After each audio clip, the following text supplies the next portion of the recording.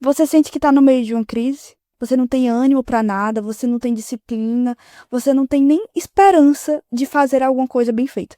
Você faz o mínimo e o mínimo ainda é mal feito. Se você tá nessa mesma situação, bem-vindo a esse vídeo. Aqui eu vou te ensinar a reconquistar a sua energia de volta e voltar, ou então começar a sua rotina produtiva. Seja muito bem-vindo ao meu canal. Meu nome é Eduarda Carvalho e aqui a gente fala sobre produtividade, disciplina e como conquistar a vida dos seus sonhos através de muita obsessão. Se você me acompanha por aqui ou pelo meu Instagram, @EduardaCarvalhoMentoria, você deve ter visto que ultimamente eu passei por maus bocados. Eu tive que trancar algumas matérias da minha faculdade, eu tive várias crises de identidade por causa disso, eu tô me sentindo extremamente sozinha e eu tranquei as matérias para eu ter mais tempo no meu dia a dia e eu não tava tendo. Na verdade, eu tava ficando muito mais desestimulada porque na maioria dos dias eu acordava e eu não tinha motivos para levantar da cama.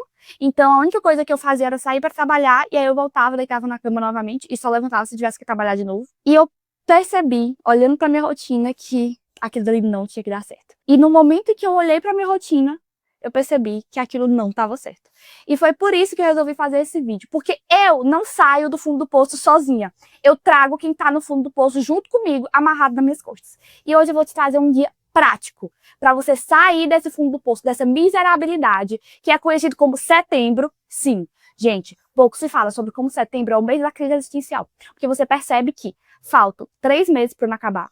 Faltam 3 meses para não acabar. Você não fez 20% das metas que você tinha prometido lá em janeiro, pois é. E você tá naquela de, meu Deus, vai ser mais um ano que não vai dar certo, vai ser mais um ano que eu tô satisfeito comigo mesmo, e você começa a cair lá no fundo do poço. Vamos sair juntos? Combinado? Vamos lá? E aí eu quero que você deixe esse vídeo salvo. Manda o link pra si mesmo no WhatsApp, então salva aqui no YouTube, em qualquer lugar. Toda vez que você tiver numa crise, toda vez que você estiver percebendo, ixi, tô caindo, você vai entrar nesse vídeo aqui. E aquele seu amigo que sabe, ele tá capenga, você vai mandar pra ele também. Combinado? A primeira coisa que a gente precisa entender é que a gente tem que saber rotular a coisa de uma forma correta. A forma como a gente chama a fase que a gente tá é tão importante quanto a fase em si. E pode parecer besteira. E quando eu ouvi pela primeira vez na terapia, pareceu muita besteira pra mim. Mas a grande questão é, se você tá passando por uma fase muito ruim, e aí você começa a se rotular como, é porque eu não estudo mesmo não. Eu não vou pra academia não. Eu não me alimento bem não. Não, não é isso. Você não está indo bem nesse momento. Você não está estudando muito, você não está comendo bem, você não está indo para academia nesse momento. É uma fase. Então, para de chegar para as pessoas já se apresentando como coitado Orlando. Porque ninguém quer salvar o coitado Orlando, não. Gente, ninguém tem pena de coitado. Essa é a verdade. As pessoas olham pro coitado e dizem, e seguem a vida deles. Ninguém vai querer te ajudar se você não mostra que quer ser ajudado. E a partir do momento que você fala que aqueles ali, que este é o seu estado, pronto. Aquilo ali vai te definir para sempre. Então, se você é uma pessoa que no momento não está conseguindo estudar, não está conseguindo ter uma rotina produtiva e você se apresenta assim para as pessoas, ninguém vai querer te ajudar a sair dessa. Por outro lado, se você fala, eu estou vivendo uma fase ruim no momento, que eu não estou conseguindo estudar o suficiente, eu não estou conseguindo fazer o que eu precisava fazer, não estou trabalhando tão bem, mas eu quero sair dessa. A partir dali, qualquer pessoa que conversar com você vai entender que você tem uma chance, vai entender que ela pode te ajudar. E isso é muito importante porque isso faz que a gente se cerque das pessoas certas. Se você tá há um bom tempo nessa fase ruim e você sai falando pra todo mundo que agora essa sua personalidade é quem você são esses tipos de pessoas que vão te rodear. São as pessoas também que não querem nada com a vida, as pessoas que não querem estudar, as pessoas que não querem mudar a vida que estão agora. Você vai se cercar dessas pessoas. Porque você tá triste, você tá com preguiça de estudar, você tá não sei o quê. É claro que você vai se rodear dessas pessoas. No entanto, se você está passando por uma fase ruim, você admite isso pra si mesmo, você não vai querer andar com essas pessoas. Porque você vai pensar, eu estou passando por uma fase ruim, mas eu não pertenço a esse grupo, eu não quero pertencer. Então é muito importante que a gente fala sobre a fase que a gente está vivendo. Porque se você se rotula, se você, não, mas é porque eu tô... E isso levando até pro lado psiquiátrico, por exemplo. Eu estava numa crise depressiva, de verdade. Mas se no momento que eu dissesse assim, eu sou depressiva, eu sou ansiosa no resto da minha vida, pronto, gente, eu ia deitar naquela cama bem ali e pronto, eu ia sumir. Não estou falando, não tem depressão, não tem ansiedade, não. Mas eu estou dizendo que para todo processo terapêutico, para todo processo de melhora, a primeira etapa é você querer. E para você querer, você tem que entender que é uma fase, não é quem você é. A segunda atitude, também atrelada à primeira, é que você precisa saber nomear da forma certa o que você está sentindo. E é por isso que eu incentivo muito, muito vocês a fazerem uma coisa chamada journaling. A gente já falou 1000 vezes sobre isso. É você literalmente escrever sobre os seus sentimentos. Escrever o que está passando pela sua cabeça. Porque você precisa entender o que você está sentindo. Gente, o português é uma língua gigante. Uma língua que tem escritores como Machado de Assis, Clarice Lispector, Fernando Pessoa, Guimarães Rosa, e você está só dizendo, eu estou triste, eu estou borocochô. Não! Eu estou angustiado, eu estou ansioso, eu estou tenso, eu estou deprimido, eu estou frustrado. Você precisa verbalizar, não é para as outras pessoas, é para si mesmo. Você precisa verbalizar muito bem o que você está sentindo. Porque se você não estiver só triste, você estiver frustrado, você vai perceber, mas por que eu estou tendo essa frustração? Por que eu me sinto assim? O que foi que aconteceu? E a partir do momento que você reconhece essas suas emoções, você consegue acolhê-las melhor. No mesmo sentido de que, tá tudo bem, então eu não sou triste, eu estou frustrado. Duda, mas eu estou frustrada há muito tempo. Ok. Eu não sou uma pessoa ansiosa, eu estou ansiosa há muito tempo. Eu tenho um transtorno de ansiedade generalizada ou eu estou sentindo sintomas de ansiedade há muito tempo. Você não é ansioso. E eu tô falando isso, gente, como um relato pessoal mesmo. Eu fui diagnosticada com TEG, transtorno de ansiedade generalizada, aos 12 anos de idade. Eu era aquele tipo de aluno que eu vomitava antes de prova, nervosinho, eu passava mal e ia parar no hospital. E eu passei a minha adolescência inteira me definindo como uma pessoa ansiosa. Então a minha própria família não confiava em mim pra quase nada. Tanto é que eu lembro claramente de quando eu falei pra minha família que eu queria fazer medicina e que meu sonho era ser cirurgião. Hoje em dia eu já superei isso, mas enfim. Meu sonho era ser cirurgião, todo mundo ficou, Dudu, mas como é que vai fazer isso? Tu é tão nervosinha, tu é tão assim. Gente, eu não sou nervosa. Eu era ansiosa, eu tinha sintomas de ansiedade. Eu coloquei a ansiedade como parte da minha personalidade. As pessoas começaram a me encarar como uma pessoa que surtava facilmente, como uma pessoa que se desequilibrava muito fácil. E aí, conforme eu fui saindo daquela roda normal, aquela roda de convívio de família e amigos, fui criando outros amigos, principalmente no âmbito profissional, eu fui percebendo que eu não era uma pessoa neurótica. Eu fui percebendo que eu não era uma pessoa ansiosa. Eu tenho ansiedade, então em determinados momentos eu vou estar sim ansiosa. Mas, via de regra, se eu estiver no meu normal, eu sou uma pessoa muito controlada. Eu lido muito bem com situações de estresse. E isso eu não estou me gabando, mas eu tô falando que, imagina se eu tivesse continuado repetindo pra mim a mesma coisa que todo mundo falou a vida inteira. Que eu era muito ansiosa, que eu era muito neurótica. Talvez eu nunca nem tivesse passado pra medicina. Porque uma das coisas mais importantes pra eu fazer a prova com calma, e fazer a prova com calma foi decisivo pra minha aprovação, foi eu simplesmente entender que eu consigo controlar essa minha ansiedade. Mas você nunca vai conseguir controlar esse sentimento ruim que você tá sentindo se você continuar repetindo pra si mesmo que é quem você é e não o que você está sentindo. Pegou? A terceira coisa que você precisa saber nesse momento é que a mudança está a um passo de distância.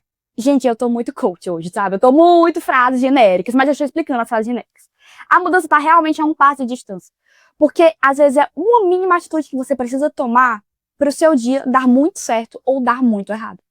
Então eu percebia que quando eu ia dormir e aí eu colocava o alarme, né, para acordar no outro dia, naquela esperança que todo mundo tem, na esperança do outro dia ser um dia melhor, aí o alarme tocava no dia seguinte. Nisso que o alarme tocava, eu percebia que a partir da minha atitude dali, de eu escolher dormir mais ou dormir menos, ou parar de dormir, no caso de levantar, ali o meu dia já estava definido. Porque se eu desativasse o alarme e dissesse assim, que se dane, eu vou só continuar dormindo, eu já ia acordar estressada, porque eu perdi várias coisas, eu perdi tempo porque eu podia ter feito várias coisas. Aí eu já ia ter que me arrumar correndo pro trabalho, eu provavelmente não ia comer, eu ia com fome, então eu ia comer besteira no trabalho. Eu ia trabalhar completamente mal-humorada, porque eu tava com muito sono, eu tinha iniciado outro ciclo de sono, e ia acabar o dia naquela sensação de que fiz muita coisa, mas não fiz nada.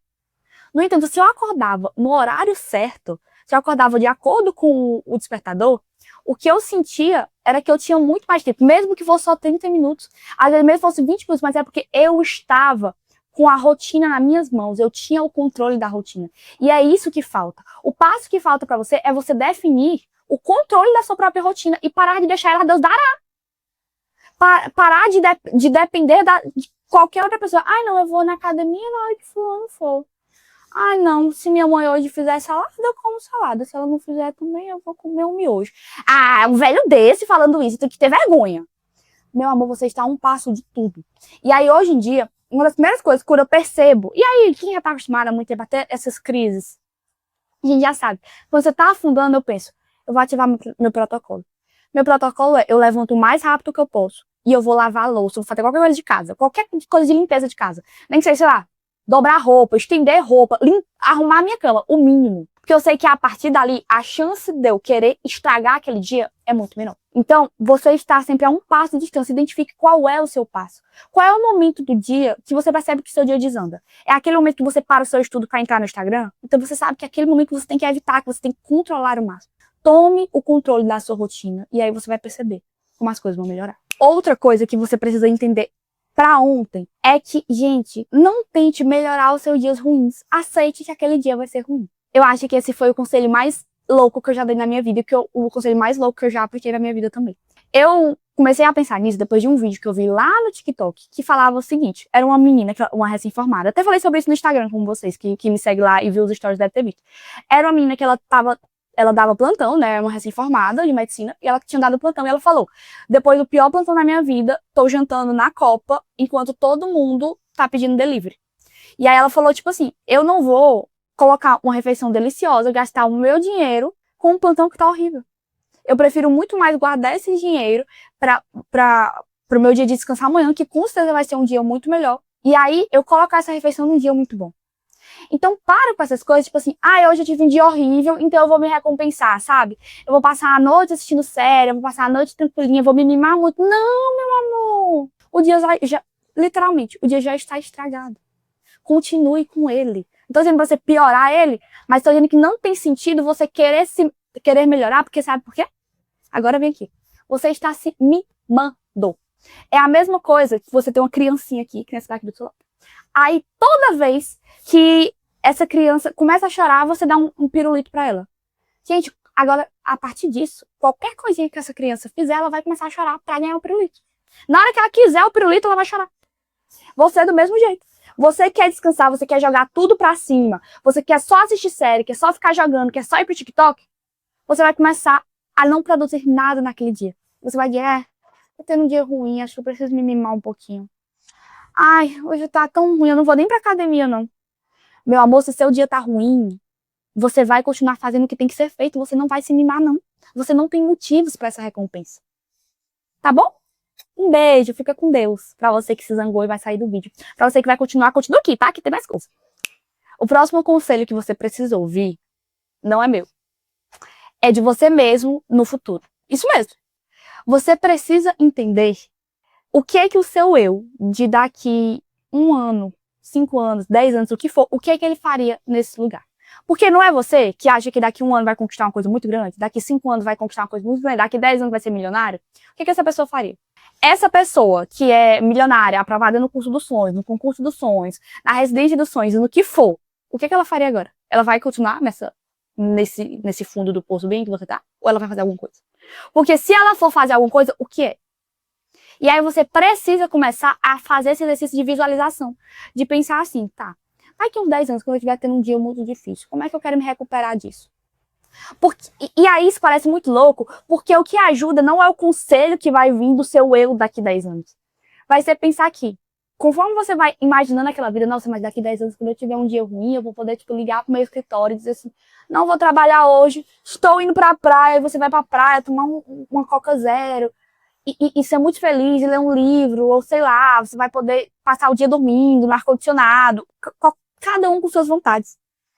A grande questão é que você vai começar a perceber que daqui 10 anos você vai ter esse livre-arbítrio de desistir de tudo e jogar pra cima. Mas você só vai ter esse livre-arbítrio se você fizer hoje. E isso mudou muito a minha chave. Porque eu comecei a fazer esse exercício de pedir o conselho pra eu de 10 anos, ou pra eu mesma daqui 10 anos, e a resposta mais imediata foi, mas você não vai ser quem você quer ser em 10 anos se você continuar desse jeito bem, meu amor. Pois é. Pois é, eu fiquei assim também. Fiquei assim também, não vou mentir. Quer dizer, silêncio constrangedor aqui, até eu fiquei constrangido. A última coisa que você precisa entender é o seguinte, e aí eu peço a liberdade poética para usar outra frase frase rasa de motivação, mas você vai entender. Toda vez que você quiser dar um passo em direção ao futuro, o passado vai tentar te agarrar e te manter junto com ele. Então, o que é que eu percebi da minha vida, e eu percebo que isso é uma coisa que muita gente que está passando por isso concorda. Muitas vezes essas nossas crises depressivas, essas nossas crises de desânimo, elas vêm Porque a gente tá com muito medo de sair do lugar onde a gente tá. Então você sabe muito bem que se você começar a se levar a sério, você vai atingir coisas inimagináveis. Mas será se você tá preparado para essas coisas? Será se você realmente se acha capaz de fazer essas coisas? Porque enquanto você não seja capaz, enquanto você não se sentir preparado, você vai querer continuar ali. Só que a grande questão é, você nunca vai se sentir preparado. Por isso que você só precisa dar o primeiro passo. Dê o primeiro passo hoje, dê o primeiro passo agora. Se você está na trajetória para os estudos de medicina, no curso de medicina ou para a residência, eu tenho o primeiro passo perfeito para você, que é assinar o Estratégia Med com 10% de desconto utilizando o meu cupom. Porque dessa forma você consegue fazer pelo menos uma questão por dia. E uma questão por dia já é melhor do que 0 questões por dia. E você já está um pouquinho mais perto do seu sonho. Se você quer conquistar a residência dos seus sonhos ou então melhorar o seu desempenho como acadêmico de medicina, Estratégia Média utilizando o meu cupom Eduarda Carvalho. Eu confio muito em você. E nós vamos sair dessa juntos. Combinado? Se você concorda comigo, você vai comentar o nosso emoji, que é a carinha sorridente com o chapéu. Beijão. Tchau, tchau.